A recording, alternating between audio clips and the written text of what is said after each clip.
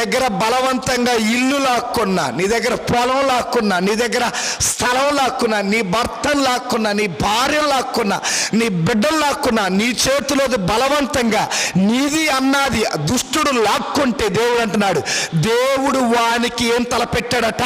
వినాశనము తలపెట్టాడు. దేవుని స్తోత్రం, హల్లెలూయా. అంటే మనం ఏం చేయలేం కాబట్టి మన తరపున దేవుడు ఏం చేస్తున్నాడు? యుద్ధం చేస్తున్నాడు. దేవుడు మన తరపున పోరాడుతున్నాడు.